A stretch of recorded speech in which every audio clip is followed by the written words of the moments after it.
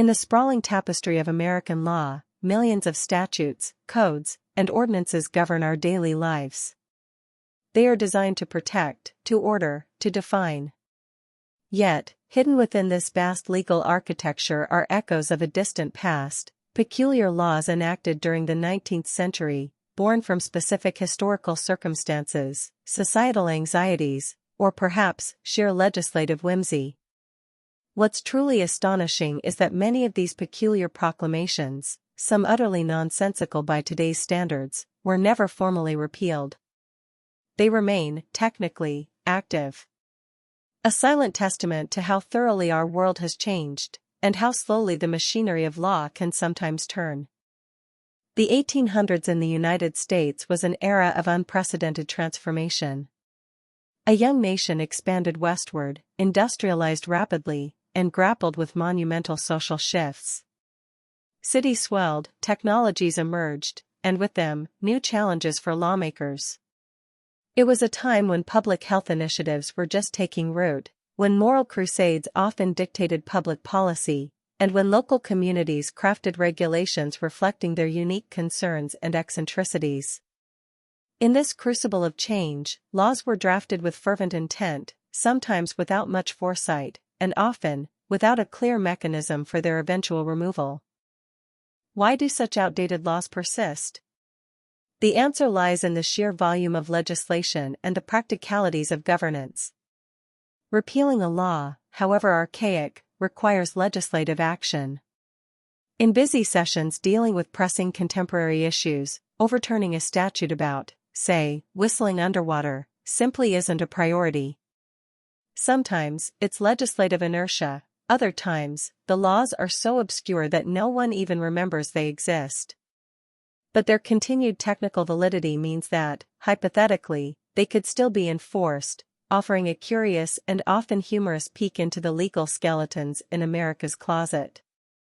Our first stop on this journey into legal antiquity takes us to the arid landscapes of Arizona, specifically to a curious law originating from the turn of the 20th century, though its roots are firmly planted in 1800s sensibilities. Imagine a frontier town, rugged and unrefined, suddenly facing an unusual dilemma involving livestock and indoor plumbing. The law? It is, or was, illegal for a donkey to sleep in a bathtub. While seemingly plucked from a comedic sketch, this statute has a surprisingly practical, albeit bizarre, origin story that speaks volumes about the challenges of frontier life. The legend traces this law back to Prescott, Arizona. Sometime around the late 1800s or early 1900s, a dam broke, unleashing a torrent of water through the town. Amidst the chaos, a local man's donkey was swept away by the floodwaters. To everyone's astonishment, the donkey was later discovered alive and well, having sought refuge, or perhaps simply found itself stranded, in an empty bathtub inside a house. The town reportedly faced significant difficulty in extracting the rather stubborn animal from its porcelain sanctuary. This unusual incident prompted the local government to enact a law, presumably to prevent similar inconveniences in the future, cementing its place in legislative lore. Today, the idea of a donkey finding its way into a bathtub in Prescott, Arizona, seems laughably improbable. Modern zoning laws, property development, and basic common sense would make such an event a rarity. Yet, the law remains on the books, a quirky reminder of a time when the lines between wild and domestic, and between public and private spaces, were far blurrier in the frontier West. While certainly unenforced, it serves as an enduring symbol of how local legislation often arises from the most unexpected and specific of circumstances, then outlives its original, peculiar purpose. Next, we turn our attention to the Mid-Atlantic, where Maryland once grappled with a different kind of public order, the sanctity of Sunday. Like many states in the 19th century, Maryland adhered to blue laws, statutes designed to enforce religious observance and a day of rest by restricting commercial activities. Among the many prohibitions, an obscure and fascinating one stood out. It was, at one point, illegal to sell ice cream on Sundays. But, as with many of these historical oddities, there was a curious caveat that highlights the often contradictory nature of these moralistic regulations. The specific quirk of Maryland's Sunday ice cream ban was its exemption. You could only sell ice cream on Sundays if it was for medicinal purposes. This seemingly absurd distinction reveals the underlying tension between religious strictures and practical needs, or perhaps, a clever workaround for those who simply craved a frozen treat. It's hard to imagine a doctor prescribing a scoop of vanilla for a Sunday ailment, but the existence of such a clause suggests that even in a time of rigid moral codes, there was room for interpretation, or at least, a loophole for a sweet tooth. This particular variation of a blue law persisted long into the 20th century. While most blue laws have been repealed or rendered unenforceable by changing social norms and court rulings, remnants of these Sunday restrictions can still be found in obscure municipal codes across various states. Maryland's ice cream law, though no longer actively enforced, provides a clear window into an era when legislative bodies sought to regulate not just commerce, but also leisure and morality.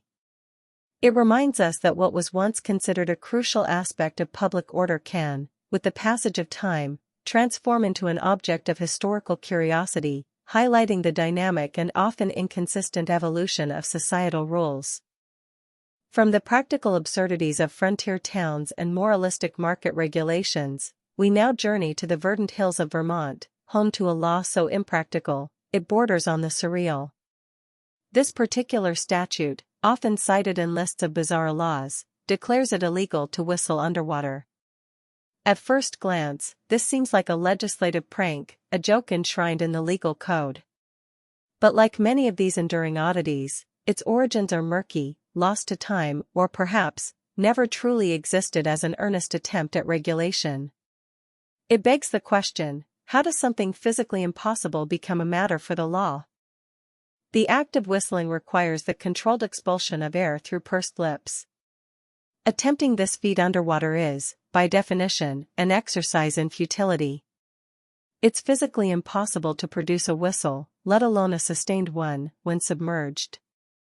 So, the law prohibiting it presents a unique conundrum, a statute against something that cannot be done.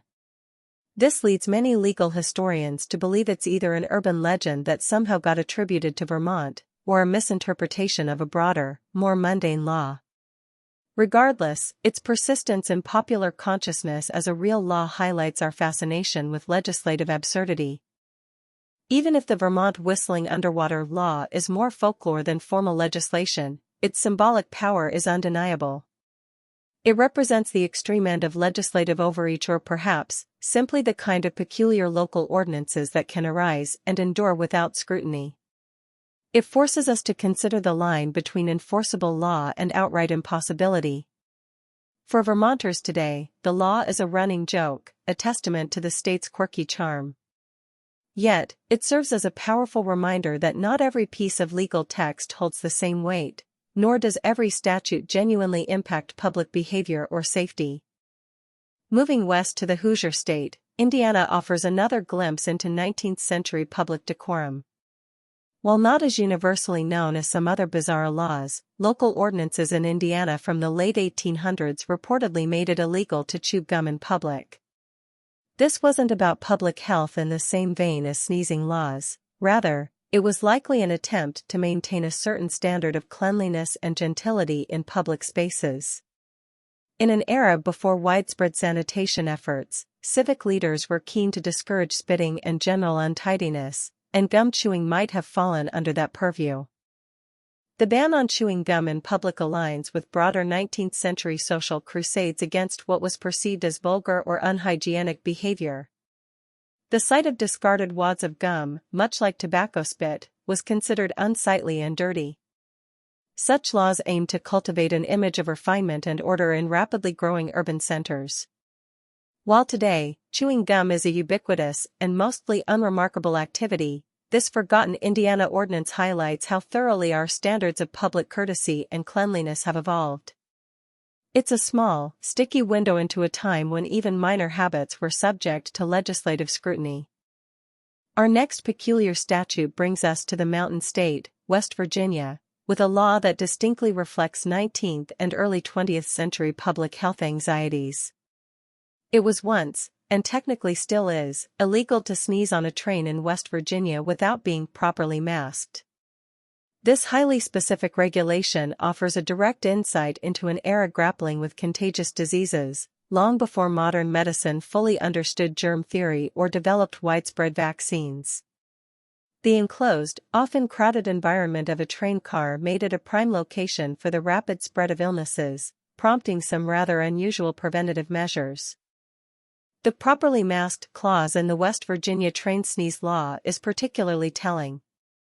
While face masks as we know them today weren't universally common for everyday health in the 1800s, the concept of covering one's mouth and nose during an illness or in dusty environments was understood. This law likely stemmed from fears of influenza, tuberculosis, or other respiratory contagions prevalent at the time, combined with the close quarters of train travel. It showcases a legislative attempt to manage public health risks with the knowledge and tools available, offering a stark contrast to our current understanding of disease transmission and prevention. Our final expedition into the past brings us to the bustling metropolis of New York, where lawmakers in the late 1800s grappled with a different kind of public concern: fraud and deception. Specifically, it became illegal in New York City to engage in fortune-telling or similar occult practices without a license. This wasn't about suppressing spiritual beliefs but rather about regulating, and often restricting, those who claimed supernatural abilities for financial gain. The city was a melting pot of new arrivals, and alongside opportunity, it also brought a proliferation of charlatans preying on the vulnerable. The requirement for a license to practice fortune-telling aimed to provide a layer of control and, ostensibly, protection for the public. While many legitimate spiritual practitioners existed, the city was rife with con artists offering false promises of wealth, love, or contact with the dead. The licensing system, though controversial and often criticized, was an attempt to distinguish between perceived legitimate practices and outright fraud. Though rarely enforced against individuals operating privately, this law, or its descendants, remains a tool that can be used against street psychics or those seen as exploiting the gullible, highlighting the enduring tension between belief, commerce, and consumer protection. These bizarre and enduring laws from the 1800s are more than just amusing anecdotes. They are legislative relics, each telling a story about the challenges, fears, and social norms of a bygone era. They reflect a time when societal expectations differed dramatically, when public health was a nascent concern, and when local governments felt compelled to regulate everything from donkey placement to ice cream sales. Their continued existence, however dormant, underscores the complex and often cumbersome nature of legislative processes, where passing a law is often easier than removing one. Ultimately, these unrepealed statutes serve as a curious mirror, reflecting the profound changes in American society over the last century and a half. They remind us that laws are not static, they are living documents, albeit sometimes sluggish ones, that evolve with the values, technologies, and priorities of the communities they govern. While we may chuckle at the thought of a masked sneezes on a train or an illegal bathtub donkey, these laws are a tangible link to our ancestors, offering a unique perspective on their world and the legal framework they constructed. They challenge us to consider what seemingly normal laws today might be considered absurd relics in another 150 years.